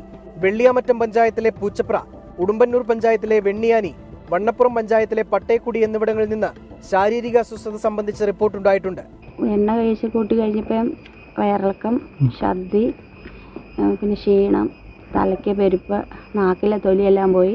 ഞങ്ങൾക്ക് 3 ആൾക്ക്, ഹസ്ബൻഡിനും കൊച്ചിനും ഛർദി. എണ്ണച്ചട്ടിയിൽ ഒഴിച്ചപ്പോൾ തന്നെ അതിൻ്റെ സ്മെല്ല് നമുക്ക് വെളിച്ചെണ്ണയല്ലാന്ന് മനസ്സിലായി. കഴിച്ചപ്പോൾ ഒരു വ്യത്യാസം തോന്നി, എന്നാലും കഴിച്ചു. 1.5 വയസ്സുകാരി ഉൾപ്പെടെ കൂടുതൽ ആളുകൾക്ക് ശാരീരിക ബുദ്ധിമുട്ട് അനുഭവപ്പെട്ടതോടെ ആരോഗ്യവകുപ്പ് പ്രദേശത്ത് ക്യാമ്പ് നടത്തി. ITDP വഴി കിട്ടിയ കിറ്റ്, ആ കിറ്റിൽ നിന്നും കിട്ടിയ എണ്ണ അത് കഴിച്ച് ഞാനും എൻ്റെ ഊരിലുള്ള കുറേ ആളുകൾക്ക് അതുമായിട്ട് ബന്ധപ്പെട്ട് അസുഖങ്ങൾ ഉണ്ടായിട്ടുണ്ട്. ഉടുമ്പന്നൂർ പഞ്ചായത്തിൽ ഏതാണ്ട് 11 ഊരിൽ ഈ സംഭവങ്ങൾ നടന്നിട്ടുണ്ട്. നമ്മൾ വെളിച്ചെണ്ണയിൽ നിന്നാണെന്ന് അറിയാം, എണ്ണയുടെ കവറിൽ എണ്ണ വരുന്ന പാക്കറ്റിൻ്റെ പുറത്ത് മൊബൈൽ നമ്പർ കൊടുത്തിട്ടുണ്ട്. അത് 9 അക്കമേ ഉള്ളൂ. അതാണ് ഇത് ഒരു വ്യാജനാണ് എന്നൊരു തോന്നൽ വരാൻ കാരണം. ഇതിൻ്റെ എണ്ണ നമ്മൾ തൊടുപുഴയിൽ ഫുഡ് ആൻഡ് സേഫ്റ്റിയിലും നമ്മൾ ഇതിൻ്റെ പരിശോധനയ്ക്ക് കൊടുത്തിട്ടുണ്ട്. ഭക്ഷ്യക്കിറ്റിൽ ഉൾപ്പെട്ട 1 കിലോഗ്രാം വെളിച്ചെണ്ണയുടെ കവറിൽ കമ്പനിയുടേതായി 9 അക്ക വ്യാജ മൊബൈൽ നമ്പറാണ് രേഖപ്പെടുത്തിയിരുന്നത്. ഇതിൽ നിന്ന് തന്നെ ഗുണമേന്മ പരിശോധന നടത്താതെയാണ് കിറ്റ് വിതരണം നടത്തിയതെന്ന് ഉപഭോക്താക്കൾ ആരോപിച്ചു. ഇടുക്കി ജില്ലയിലെ പട്ടേക്കുടിയിൽ വിതരണം ചെയ്ത കിറ്റിൽ നിന്നാണ് വ്യാജ കമ്പനിയുടേതെന്ന് സംശയിക്കുന്ന വെളിച്ചെണ്ണ ലഭിച്ചത്. ട്രൈബൽ ഡെവലപ്മെന്റ് ഓഫീസിൽ നൽകിയ പരാതിയിൽ ശാശ്വതമായ മറുപടിയും ഇവർക്ക് ലഭിച്ചിട്ടില്ല. പരിശോധനയ്ക്ക് അയച്ചിരിക്കുന്ന എണ്ണയുടെ ഫലം അടുത്ത ദിവസം തന്നെ വരും. ഗുണനിലവാരമില്ലാത്ത എണ്ണയാണ് കിറ്റിൽ ഉണ്ടായിരുന്നത് എന്ന് തെളിഞ്ഞാൽ പ്രതിഷേധം കടുപ്പിക്കാനാണ് ആദിവാസി ഏകോപന സമിതിയുടെ തീരുമാനം. രാഹുൽ വിജയൻ, 24 ഇടുക്കി. പൊതുജനം കഴുതയല്ല സാർ. എൻ നിഷയുടെ ഒരു യൂട്യൂബ് സന്ദേശം 24 വിചാരിച്ചാൽ ചക്ക വേരിലും കായ്ക്കും. അമ്പടി മനമേ. യെസ്, അമ്പടി മനമേ. പ്രേക്ഷകർക്ക് വീണ്ടും സ്വാഗതം. പ്രതികരണ വേദി എൻ്റെ അവസാന ഘട്ടത്തിലേക്ക് കടക്കുകയാണ്. ഇന്ന് കൊങ്കൺ പാതയിൽ മണ്ണിടിഞ്ഞു വീണു. അതോടെ റെയിൽ ഗതാഗതം താറുമാറായി. പെർണം റെയിൽവേ തുരങ്കത്തിലാണ് ഇന്ന് മണ്ണിടിഞ്ഞു വീണത്. അതുകൊണ്ട് തന്നെ കൊങ്കൺ വഴിയുള്ള റെയിൽ ഗതാഗതം പൂർണ്ണമായും തടസ്സപ്പെട്ട ദിവസമായിരുന്നു ഇന്ന്. കേരളത്തിലൂടെ സർവീസ് നടത്തുന്ന 3 ട്രെയിനുകൾ ഇന്ന് പൂർണ്ണമായും റദ്ദാക്കപ്പെട്ടു. അതുപോലെ നേത്രാവതി എക്സ്പ്രസ് ഒക്കെ ഇന്ന് റദ്ദാക്കി. 18 ട്രെയിനുകൾ വഴിതിരിച്ചുവിട്ടു. ട്രെയിൻ ഗതാഗതം രാത്രിയോടെ പുനരാരംഭിക്കാൻ കഴിയുമെന്നാണ് റെയിൽവേയുടെ പ്രതീക്ഷ. ഇന്ന് വൈകുന്നേരം നേത്രാവതി വൈകുന്നേരം 4 മണി കഴിഞ്ഞ് തിരിക്കുമെന്നായിരുന്നു അറിയിച്ചിരുന്നത്. നേത്രാവതിയും ഇന്ന് റദ്ദ് ചെയ്തിട്ടുണ്ട്. ഗോവയിലെ പെർണം റെയിൽവേ തുരങ്കത്തിൽ ഇന്നലെ രാത്രിയും ഇന്ന് പുലർച്ചെയുമായാണ് മണ്ണിടിഞ്ഞത്. ഇതോടെ ഗതാഗതം പൂർണ്ണമായും തടസ്സപ്പെട്ടു. സംഭവം നടന്ന മണിക്കൂറുകൾ പിന്നിടുമ്പോഴും ട്രാക്കിൽ വീണ മണ്ണും ചെളിയും നീക്കാനുള്ള ശ്രമങ്ങൾ തുടരുകയാണ്. പ്രതികൂല കാലാവസ്ഥയാണ് പ്രതിസന്ധിയാവുന്നത്. 16-346 തിരുവനന്തപുരം ലോകമാന്യ തിലക്, 16-345 ലോകമാന്യ തിലക് തിരുവനന്തപുരം, 12-619 ലോകമാന്യ തിലക് മംഗളൂരു എന്നീ എക്സ്പ്രസുകളാണ് റദ്ദാക്കിയത്. കേരളത്തിൽ നിന്നും വിവിധയിടങ്ങളിലേക്ക് സർവീസ് ആരംഭിച്ച 10ഓളം ട്രെയിനുകളാണ് വഴിതിരിച്ചുവിട്ടത്. ഷൊർണൂരിൽ നിന്നും ഈറോഡ്, പൻവേൽ വഴിയായിരിക്കും ഈ ട്രെയിനുകൾ സർവീസ് നടത്തുക. 195-77 തിരുനെൽവേലി ജാംനഗർ, 163-36 നാഗർകോവിൽ ഗാന്ധിധാം, 122-83 എറണാകുളം നിസാമുദ്ദീൻ, 226-55 എറണാകുളം നിസാമുദ്ദീൻ, 124-83 കൊച്ചുവേളി അമൃത്സർ, 126-17 എറണാകുളം നിസാമുദ്ദീൻ, 221-49 എറണാകുളം പൂനെ, 126-17 എറണാകുളം നിസാമുദ്ദീൻ, 124-31 തിരുവനന്തപുരം നിസാമുദ്ദീൻ, 226-30 തിരുനെൽവേലി ദാദർ എക്സ്പ്രസുകളാണ് ഇന്ന് വഴിതിരിച്ചുവിട്ടത്. കൊങ്കൺ വഴി കേരളത്തിലേക്ക് എത്തേണ്ട 10ഓളം ട്രെയിനുകളും വഴിതിരിച്ചുവിട്ടു.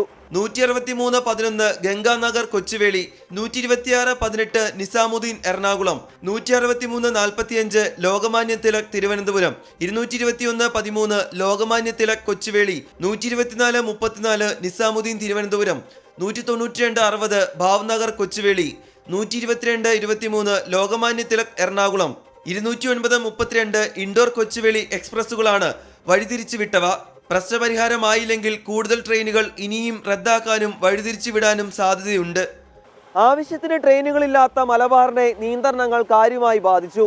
മധ്യ കേരളത്തിൽ നിന്നും മലബാറിലേക്ക് ജനറൽ കോച്ചുകളുള്ള 4 ട്രെയിനുകൾ മാത്രമാണ് ഇന്ന് സർവീസ് നടത്തിയത്. പ്രശ്നങ്ങൾ പരിഹരിച്ചില്ലെങ്കിൽ ട്രെയിൻ യാത്രക്കാരുടെ ദുരിതം വരും മണിക്കൂറുകളിലും ഇരട്ടിയാകും. രാഹുൽ സുരേഷ്, 24 കോഴിക്കോട്. പ്രതികരണ വേദിയുടെ ഇന്നത്തെ എപ്പിസോഡ് അവസാനിക്കുന്നു. ഇനി നമ്മൾ കാണുക നാളെ രാവിലെ 7 മണിക്ക് മോർണിംഗ് ഷോയിൽ.